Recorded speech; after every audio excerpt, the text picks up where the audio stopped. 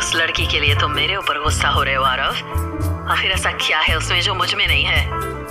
मोनिका ने आरव की आंखों में बड़े ध्यान से देखते हुए कहा, आज रागिनी तुम्हारे लिए इतनी इंपॉर्टेंट हो गई है, जबकि मैं जानती हूँ कि तुमने उससे सिर्फ मजबूरी में शादी की है।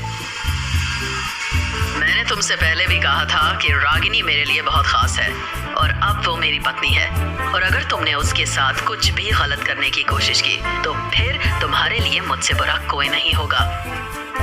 आरव ने भी मोनिका को बेहद गुस्से से घूरते हुए जवाब दिया। आरव की इस बात पर मोनिका आग बबूला हो उठी। अच्छा तो ठीक है, फिर ये भी जान लो।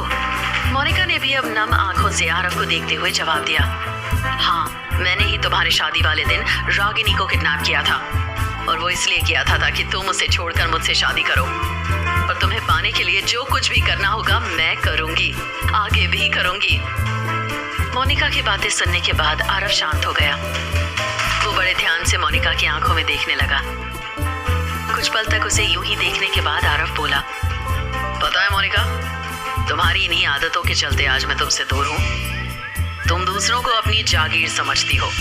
तुमको ये लगता है कि तुम दुनिया की जिस चीज पर हाथ रख दो वो तुम्हारी है।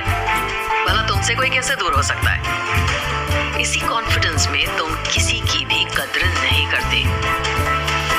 और रही बात मुझे पाने की, तो वो कभी पॉसिबल नहीं होगा।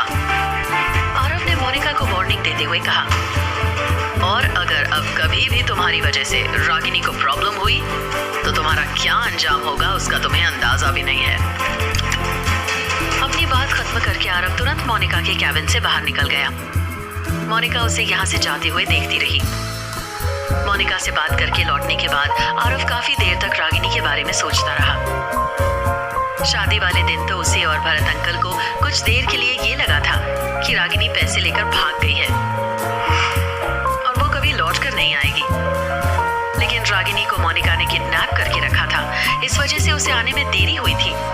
आरव को कहीं न कहीं खुद पर पछतावा हो रहा था कि आखिर उसने रागिनी पर शक क्यों किया।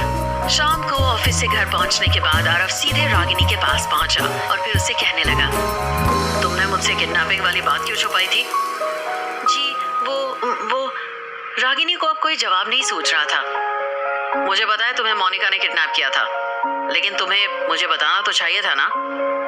आरव ने रागिनी के लिए परेशान होते हुए कहा। रागिनी ने थोड़ा सा डरते हुए जवाब दिया, मोनिका आपकी दोस्त है तो मुझे लगा कि शायद आप मेरी बात पर भरोसा नहीं करेंगे। आरव ने तुरंत जवाब दिया, एक बार पता कर तो देखती। वैसे थैंक यू। जी अब थैंक यू क्यों? रागिनी ने चौंकते हुए सवाल किया। मेरा बिलीफ नहीं तोड़ने के लिए, मेरा ट्रस्ट नहीं तोड़ने के लिए। उस दिन मुझे लगा था कि शायद तुम नहीं आओगी, लेकिन तुम इतनी मुश्किल में होने के बाद भी आई, इसके लिए थैंक्स। आरव ने सीरियस होते हुए कहा और फिर वहां से मुड़कर जाने लगा। उसके नरम लफ्जों में भी सख्त भाव जाहिर हो रहे थे। रागिनी बड़े ध्यान से उसकी तरफ देख रही थी। सुनिए, रागिनी ने पीछे से आरव को बुलाया। हाँ बोलो। वो जो आपने कल आंटी जी और पूरे घर वालों के सामने कहा था, क्या वो झूठ था? वो बस इसलिए कहा था ताकि किसी को हमारी शादी पर शक ना हो। रागिनी की बात खत्म होने से पहले ही आरव ने दो टूक जवाब दिया और फिर वो वहां से मुड़कर जाने लगा। तभी आरव कुछ सोचते हुए रुका और पलटकर फिर से रागिनी से बोला, हमारे बीच कॉन्ट्रैक्ट मैरिज हुई है और तुम मेरी कॉन्ट्रैक्ट वाइफ से बढ़कर और कुछ नहीं हो। कुछ समय बाद हम दोनों के रास्ते अलग हो जाएंगे। रागिनी अवाक नजरों से उसे जाते हुए देखती रही। वो आरव को समझ ही नहीं पा रही थी। कभी तो उसे लगता था कि आरव के मन में उसके लिए सॉफ्ट फीलिंग है, लेकिन फिर अगले ही पल आरव उसे गलत साबित कर देता था। हालांकि अब तक रागिनी को इतना समझ में आ चुका था कि भले ही आरव ऊपर से बहुत सख्त और गुस्से वाला दिखता है, लेकिन भीतर से वो बहुत नरम दिल का इंसान है। और शायद आरव के इसी नेचर के चलते रागिनी धीरे धीरे अनजाने में उससे जुड़ने लगी थी। आधी रात के करीब आज फिर से रागिनी को किसी के रोने की आवाज सुनाई पड़ी। वो घबराकर अपने बेड पर उठकर बैठ गई। उसने रूम में इधर उधर नजर दौड़ाई तो पता चला कि आरव आज फिर रूम में नहीं है। वो सोने के लिए शायद फिर से गेस्ट रूम में चला गया था। रागिनी दबे पांव अपने बेड से उठी और फिर कमरे से निकलकर उस तरफ बढ़ने लगी। वो सीढ़ियों से चढ़ते हुए घर के सेकंड फ्लोर पर पहुंची और फिर धीरे धीरे कॉरिडोर में बढ़ने लगी। लेकिन तभी उसके कानों में किसी के चलने की आवाज आई और वो अपनी जगह पर खड़ी हो गई।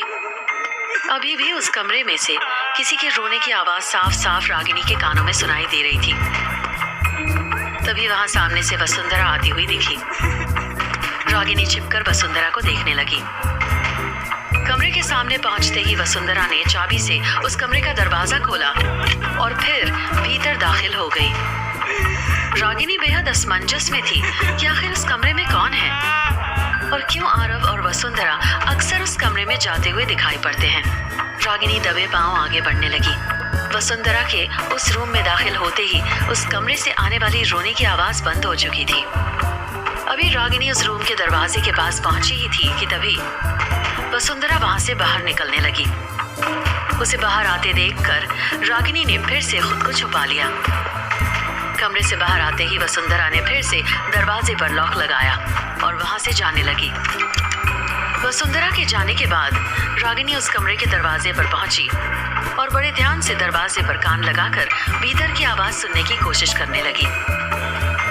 लेकिन वहां से कोई भी आवाज नहीं आ रही थी। रागिनी बेहद कंफ्यूजन में थी। उसे समझ में नहीं आ रहा था कि आखिर इस रूम में किसे बंद करके रखा गया है और क्यों रखा गया है। अभी उसे इस घर में आए ज्यादा दिन भी नहीं हुए थे।